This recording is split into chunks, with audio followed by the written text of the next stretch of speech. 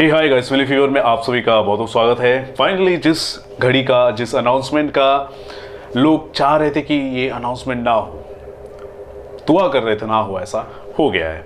So gold mine telefilms ने officially एक announcement कर दिया है दोस्तों कि शहजादा के मेकर्स और मनीष शाह जो प्रमोटर है गोल्ड माइन टेलीफिल्म्स के, उन्होंने जॉइंटली ये डिसाइड किया है कि थिएटर का रिलीज है अला वैकुंठपुरम का हिंदी डब वर्जन का, वो विदड्रॉ कर रहे हैं, यानी वो रिलीज नहीं होगा।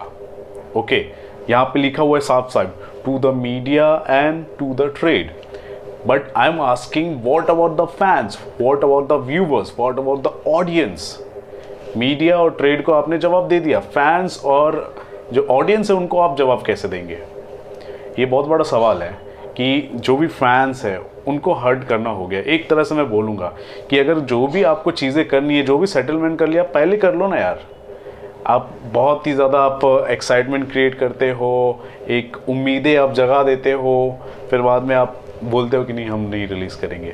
सो फैंस को नाराज़ करना मैं समझता हूँ बहुत बड़ा एक तरह का क्राइम है। आपको बता दूँ, जो फिल्म के मेकर्स हैं, शहजादा के मेकर्स हैं और ये मनीष शाह, अब दोनों ने ये भी डिसाइड कर लिया है कि अला वैकुंठपुरम का हिंदी वर्जन सिर्फ और सिर्फ शहजादा ही होगा। जी हाँ, उसका हिंदी डब वर्जन भी नहीं, अब वो सिर्फ और सिर्फ शहजादा को ही लेकर आएंगे, रीमेक जो आएगा।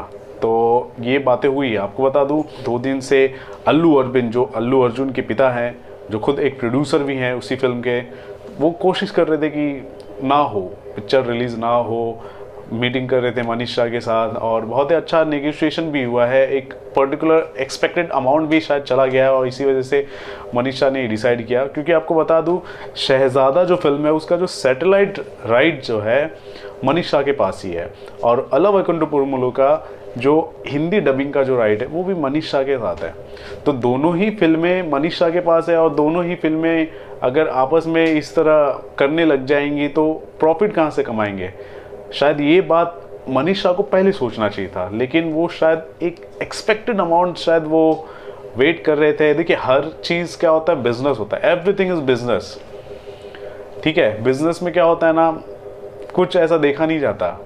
और लोग ये तो कह रहे थे कि सिनेमा को रिवाइव करने के लिए हम पिक्चर को हम रिलीज़ कर रहे हैं। अरे भाई, सिनेमा 2 साल पहले भी बनता, 1.5 साल पहले भी बनता, तब सिनेमा को रिवाइव करने की बात क्यों नहीं आ रही थी?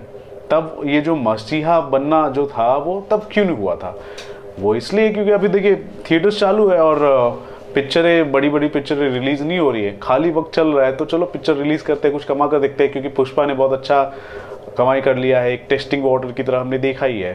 तो हर चीज़ दोस्तों क्या होता है ना, एक तरह का बिजनेस होता है और बिजनेस ही हुआ है। Everything is fair when it comes to business. Okay, this is business, पैसा बाबू भैया, पैसा। तो बेसिकली अला वैकुंठपुरम पिक्चर जो है हिंदी डब वर्जन, वो रिलीज़ कहीं भी होने वाला नहीं है।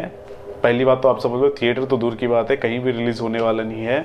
क्योंकि अगर ये रिलीज़ हो जाता है तो शहजादा को ऑटोमेटिकली नुकसान होगा, और शहजादा के सैटेलाइट राइट्स किसी और के पास नहीं, मनीष शाह के पास ही है। तो ये लोग आपस में अपने ही पैर पर कुल्हाड़ी नहीं मारेंगे। ठीक है, अल्लू अरविंद जो अल्लू अर्जुन के पिता है, उन्होंने हिंदी डबिंग के भी राइट्स दे दिए। ठीक है, अला वैकुंठपुरम के, और रीमेक राइट्स भी दे दिए। ठीक है, उन्होंने दे दिया और शहजादा के को प्रोड्यूसर भी बन गए। तो तब उन्होंने नहीं सोचा था इतना ज़्यादा हाइप होगा।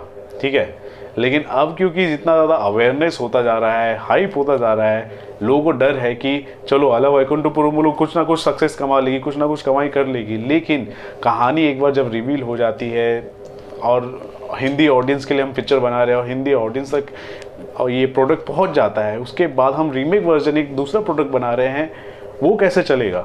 तो इस बात का डर सताया और मीटिंग्स हुई और बिजनेस हो गया।